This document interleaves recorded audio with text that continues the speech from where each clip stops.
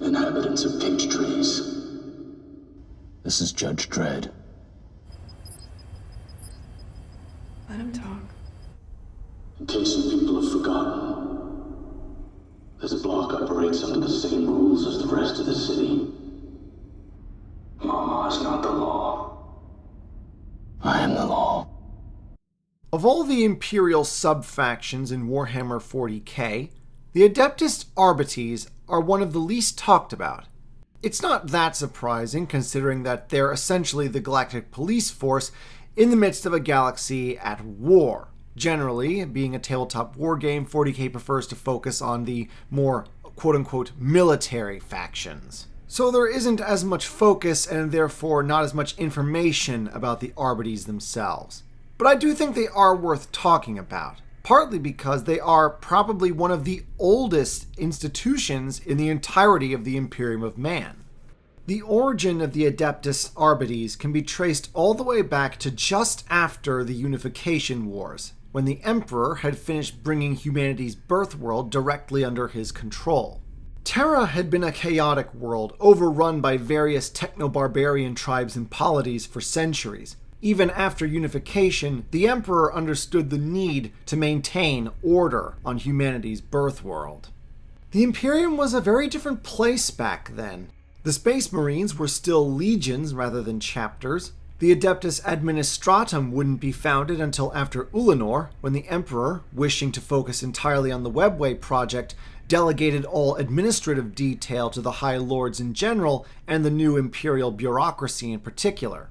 The Officio Assassinorum and the Inquisition were products of the Horus Heresy. The Mechanicum at this point was still separate and had yet to join the Adeptus Terra as the Adeptus Mechanicus, while the cult of the Emperor, though present, was still underground at the time, and the Adeptus Ministorum, the official church, was still centuries away.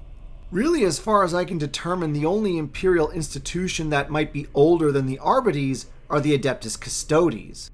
For the most part, the Arbites never really featured in any prominent role, either during the Great Crusade or the Horus Heresy itself. They've just been quietly in the relative sense, this is 40k we're talking about, quietly doing their job, upholding law and order at any cost, moral and judicial ethics be damned. There are numerous threats to the Imperium of Man. Luckily, in terms of external threats, the Imperium can call upon many different fighting forces with which to confront them, from the ordinary men of the Guard, to Battle Sister convents, to Adeptus Astartes chapters, all the way up to Titan legions. As for internal threats, well, there is the Inquisition, and the Assassinorum occasionally, but those guys are usually called in for really big problems. Major chaos uprisings, for example, gene stealer cults, and any other sort of insidious corrupting influence from within. Dealing with ordinary crime and ordinary criminals does not fall within the purview of either institution. That is the job of the Arbites. Though ordinary crime might be stretching it. You see, the Imperium of Man has thousands of worlds and trillions of human beings inhabiting it. All these different worlds have their own different customs and cultures.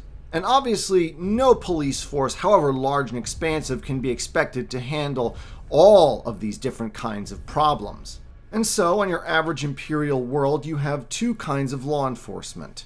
For very minor crimes or issues of local custom, you have the enforcers.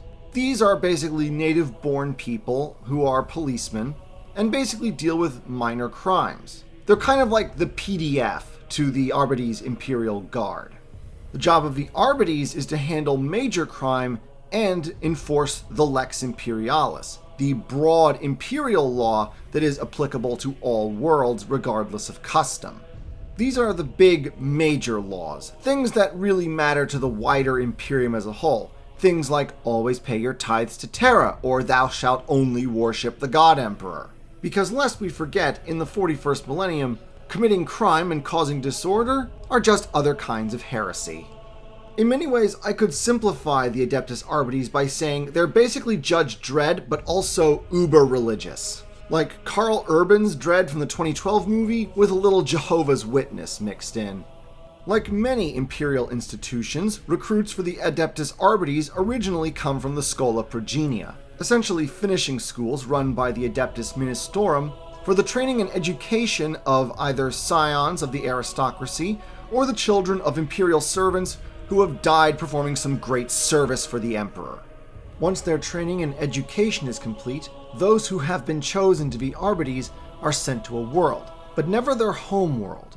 The idea is that if they are sent back to police their homeworld, there is the risk of not only cultural cross-contamination, but also the conflict of interests. An arbitrator might be more loyal to his own people than to the law. This is especially important because while Arbites don't have the limitless authority of the Inquisition, they do have vested in them the authority to challenge and even arrest anyone, with the exception of inquisitors and priests, up to and including aristocrats and even planetary governors. The Arbites are there to help the planetary governor maintain order, but they are not directly under his command. And should the local leaders of the Arbites discover in their investigations that some planetary governor has strayed from the Emperor's light or simply refused to pay his taxes, then that governor is just as likely to have his door kicked in by an Arbites squad as would any common criminal for a lesser crime. Members of the Adeptus Arbites usually come in one of two kinds. Arbitrators, the men and women out on the streets often enforcing the imperial law with violence, and judges, whose service revolves around studying the law and handing out judgments on the extremely rare occasions that some imperial citizen is actually lucky enough to get a trial. Essentially being both the lawyers and the policemen of 40K, the powers of the Adeptus Arbites are incredibly broad, to the point where they really are simply judge, jury, and executioner for any kind of infraction that falls within their purview. Given the fact that the Arbites represent the authority of Terra, i.e. an authority that extends beyond that of the planetary governor, the Arbites are generally not well liked by anyone on the planets they happen to be serving. Everyone from the lowliest hive ganger to the most potent planetary governor at best distrusts them, and at worst outright hates them.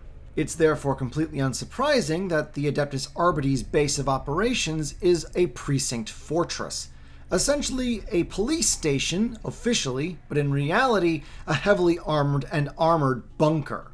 Besides living quarters for the various arbitrators and judges, interrogation facilities, and libraries containing all knowledge pertaining to the Lex Imperialis, the precinct fortress usually possesses all the means by which the Arbites can withstand a siege.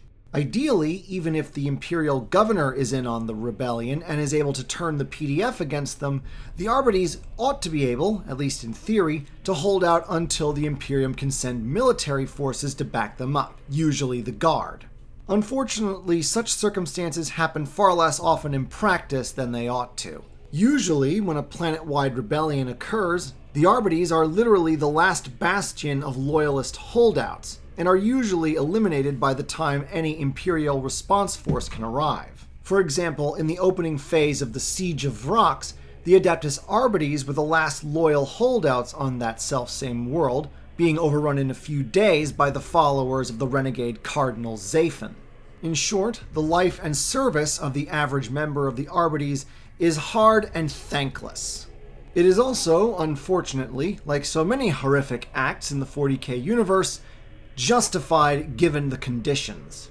The Imperium has been a dead horse that has stubbornly refused to acknowledge that it's dead for 10 millennia. Both Enlightenment and Progress were left bleeding out on the floor alongside the arch-traitor Horus and the mortally wounded Emperor. Any hope for a better tomorrow for mankind is long since dead, though the recently revived Primarch Rabute Gilliman is certainly doing his best to try and resuscitate the idea, with mixed results.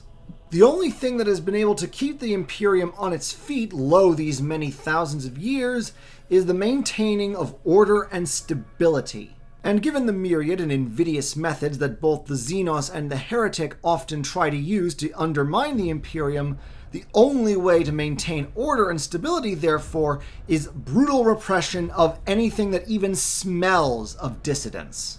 And since, as I said before, crime is simply another brand of heresy, the Arbites are not only legally and professionally bound to do their jobs, however brutal and violent their methods may be, they also have a religious mandate to do their job, however brutal and violent their methods may be.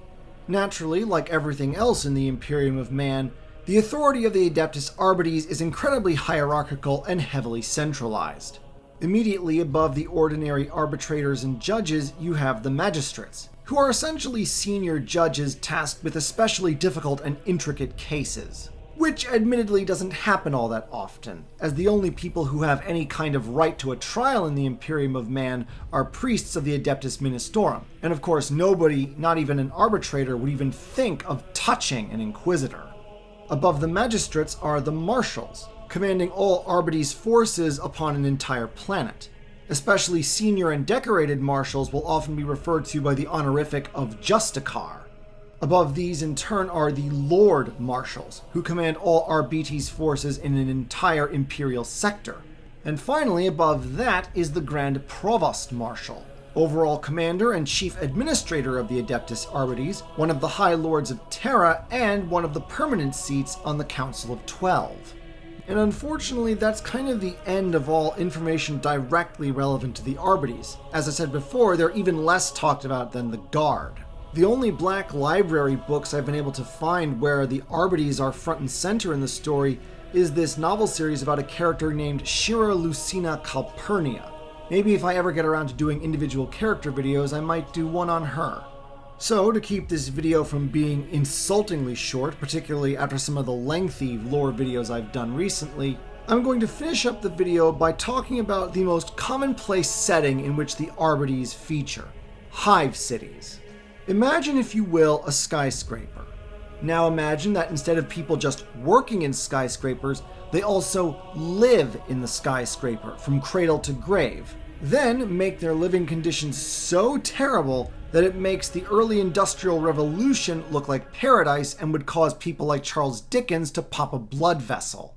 Then take 100 or so of those skyscrapers and then pile them on top of one another until they form a pyramid that's often taller than most mountains.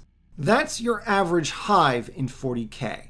Take a bunch of those hives and put them together and on top of one another again, and you have a hive city.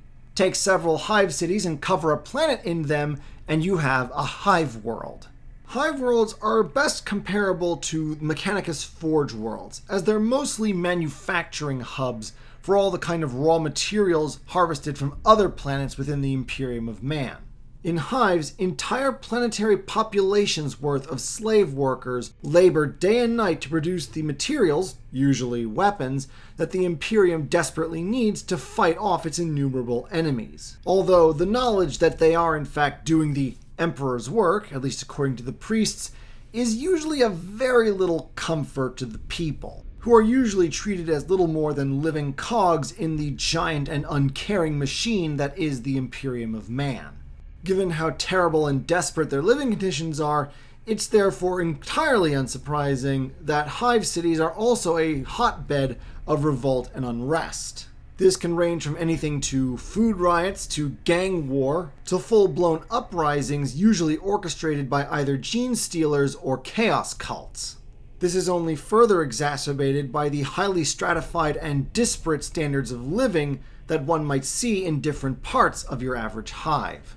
At the very top of the spires, usually above all of the pollution and smog that inevitably results from all the factories in your average hive city, live the aristocracy, including the planetary governor. They generally get to enjoy lives of unimaginable privilege and luxury.